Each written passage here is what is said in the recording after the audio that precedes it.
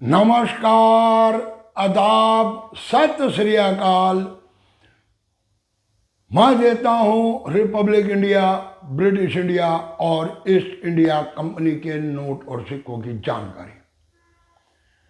और ये एक बहुत ही छोटा सा टॉपिक है और मैं भी लगातार पिछले 1.5 साल से इसी के ऊपर चर्चा आप लोगों से करता रहा। अभी कुछ दिन पहले भी मैंने एक वीडियो बनाई।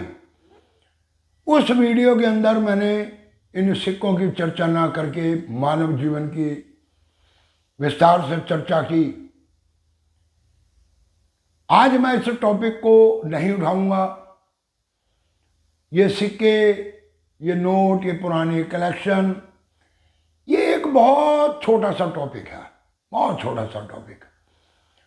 मात्र 5-7 हजार व्यक्ति इस प्रोफेशन के अंदर,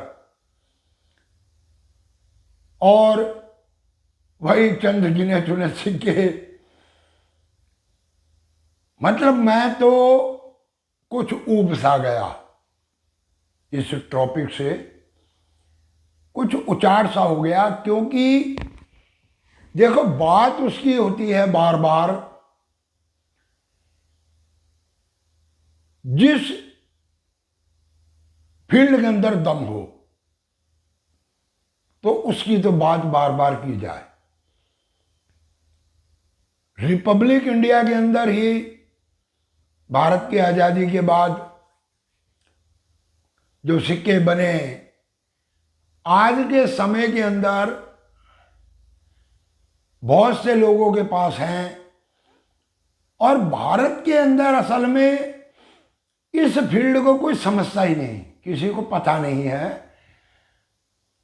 कुछ लोग हैं जानकार, अगर सही कैलकुलेशन करने लगे तो मेरे ख्याल से 100-200 बंदे होंगे, इससे ऊपर नहीं होंगे। कल भी किसी ने मेरे को कमेंट करके कहा कि आपकी इन्फॉर्मेशन किसी सिक्के के बारे में मैंने 10 रुपए की दी थी कि ये गलत है, ये सिक्का बना नहीं, और उसकी इन्फॉर्मेशन कोई और भी दे चुका था।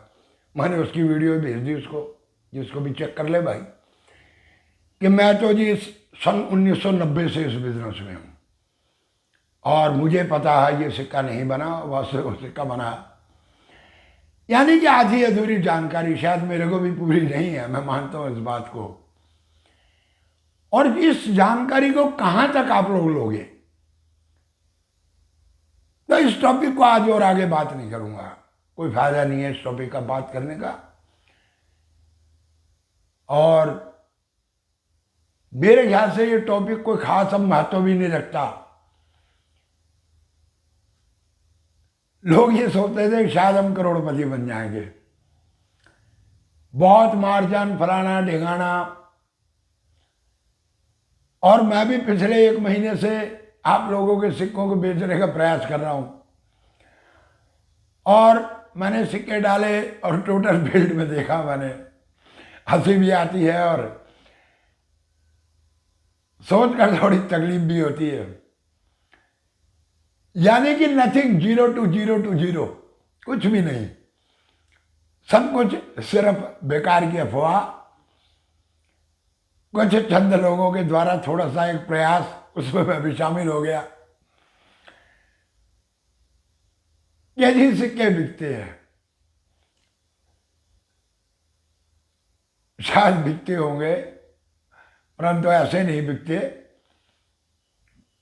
कोई 5-7 हजार, ज्यादा से ज्यादा लोग इस फील्ड में थोड़ा बहुत इंटरेस्ट लेते हैं।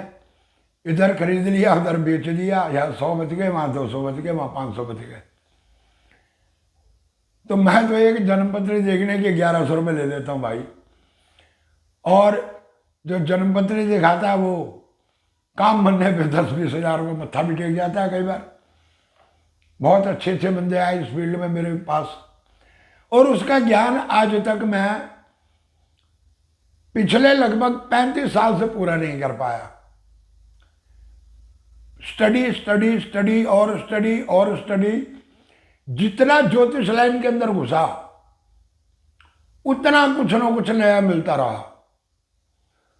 और ये सिक्कों के फील्ड के अंदर तो ठन ठन गोपाल कुछ भी नहीं है। ये जितना है ये सारा 1 महीने की कैलकुलेशन है, 1 महीने के अंदर खत्म, इसके बाद कुछ नहीं है। रोजाना आकर कोई ना कोई इधर उधर की बात कर देना। तो चलो थोड़ा सा सीरियस होते हैं, मजाक की बात भी हो गई, सच्चाई में हो गई, तो थोड़ा सीरियस होते हैं कि इस समय हमारा राष्ट्र कुछ विषम परिस्थितियों से गुजर रहा। वैसे तो कोई भय नहीं, भारतीय हम लोग, और राष्ट्र के प्रति प्रेम हम लोगों में कूट कूट कर भरा हुआ।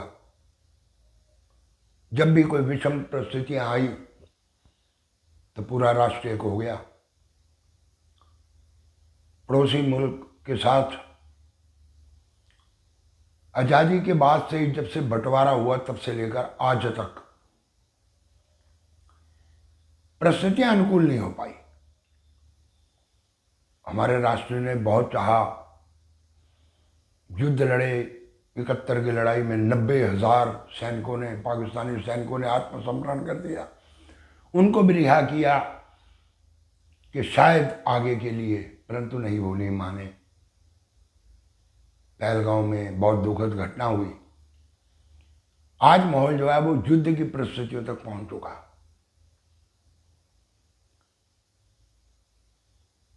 युद्ध समाधान नहीं भी है और समाधान है भी, निकालता भी है और कई बार नहीं भी निकालता।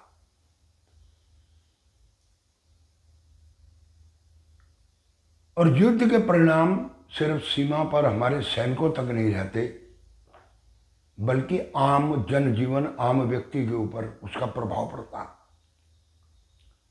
Directly indirectly.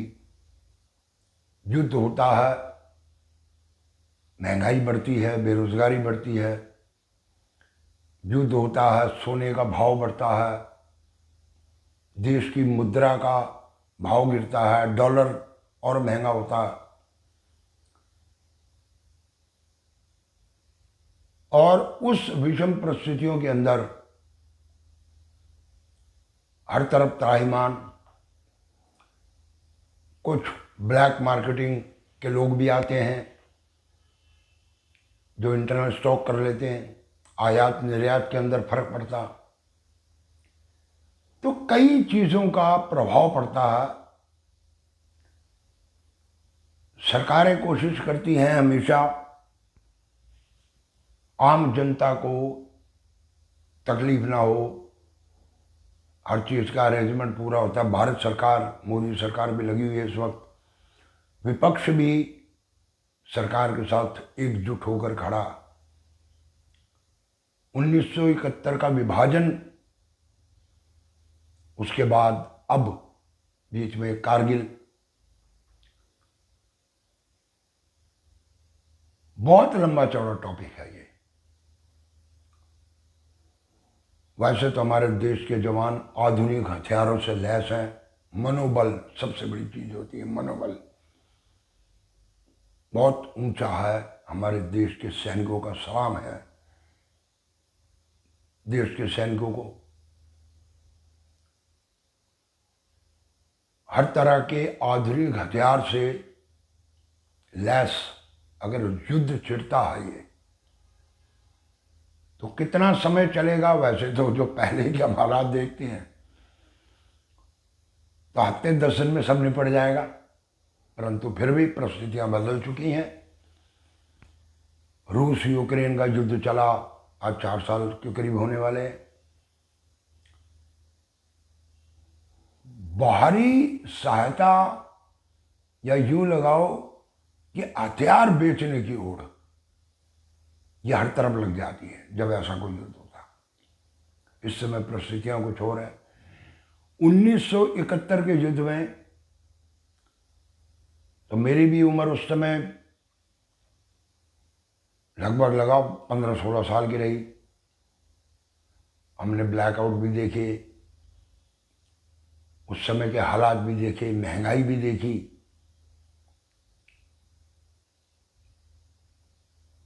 कारोबार आम व्यक्ति के फर्क पड़ा, उसको भी देखा। हमारे होशेवास में काफ़ी कुछ हुआ। कुछ उसके बाद स्टडी। मेरा एक नेचर है, मैं एक तरफ टिकाव नहीं रखता, और भड़काव इसलिए आता है कि मुझे स्टडी का शौक है। टॉपिक मिलने के बाद मैं उस टॉपिक की स्टडी शुरू कर देता हूँ, गूगल से, बुक से। एजुकेशन कम है, सिर्फ 8वीं पास हूँ, परंतु स्टडी का शौक, हिंदी की बुक्स, और गूगल में भी जहाँ मुझे इंग्लिश में मिल जाता है तो मैं उसका कॉपी पेस्ट करके हिंदी में ट्रांसलेट करने के बाद उसको समझने की कोशिश करता हूँ। क्या अपना अपना शौक है, अपना अपना हॉबी है। तो आम व्यक्ति के जीवन में भी इस चीज का फर्क पड़ता है। युद्ध का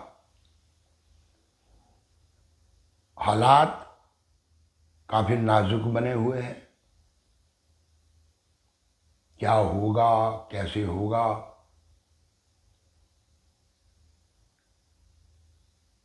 कई इस पर विचार करते हैं और कई अभी भी वहीं तक जहां तक उनका एक दायरा है, और मेरा दायरा तो विस्तारवाद का, यानी कि अपने ज्ञान का विस्तार जहां तक कर सकते हो, जिस चीज को सोच सकते हो, समझ सकते हो। रूस यूक्रेन के युद्ध के बाद गोल्ड का रेट लगभग डबल हो गया। आज 1 लाख रुपए थोड़ा सा भी क्रॉस हो चुका। और अगर यहां जंग छिड़ती है तो गोल्ड का रेट बढ़ेगा, बहुत ज़्यादा गोल्ड का रेट बढ़ेगा, और गोल्ड 1,25,000 रुपए पर तोले के हिसाब से जाएगा। ये सिक्के फिक्के इधर उधर तो छोड़ो, शेयर मार्केट गिरेगी, परंतु वो कंपनियां के शेयर बढ़ेंगे जो हथियार बनाने वाली कंपनियां, उनके शेयरों में उछाल आएगा। पेट्रोल डीजल इसके भाव बढ़ेंगे। आप लोग अगर इन्वेस्टमेंट करना चाहते हैं यहाँ कर सकते हैं, गोल्ड में कर सकते हैं। प्रॉपर्टी के रेट गिरेंगे, मार्केट की अर्थव्यवस्था चरमराएगी, जो लिक्विडिटी मार्केट के अंदर है उसमें कमी आएगी, महंगाई बढ़ेगी, खाद्य आपूर्ति का सबसे बड़ी समस्या पैदा होती है ऐसे परिस्थितियों के अंदर। तो खाद्यान्न के भाव बढ़ेंगे,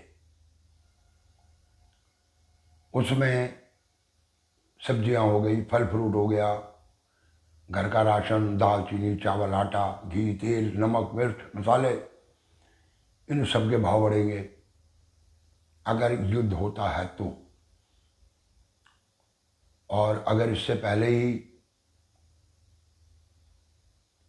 कोई फैसला हो जाता है, बचाव हो जाता है तो बात अलग है, परंतु नजर नहीं आ रहा। दोनों तरफ हालात गर्म हैं। हमारे भारत की सेना भी और हमारे देश की राजनीतिक इच्छा शक्ति भी काफी मजबूत है। आर पार की लड़ाई लड़ने के चक्कर में बैठे। विपक्ष भी पूरा सरकार के साथ है और देश की जनता भी। बैठा था तो सोचा कि चलो ये सिक्के सिक्के के खेल से निकलकर किसी सच्चाई को पकड़े।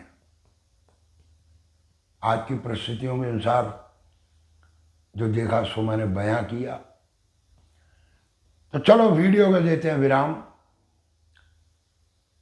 ये आज ही दिमाग के अंदर जो चीजें आई, मेरी जो परिस्थितियां हालात देखी, उनके बारे में एक सारांश के अंदर छोटा सा एक टॉपिक आप लोगों के सामने यहीं बैठे बैठे कुर्सी पर ही, कोई रिटर्न नहीं है मेरे पास,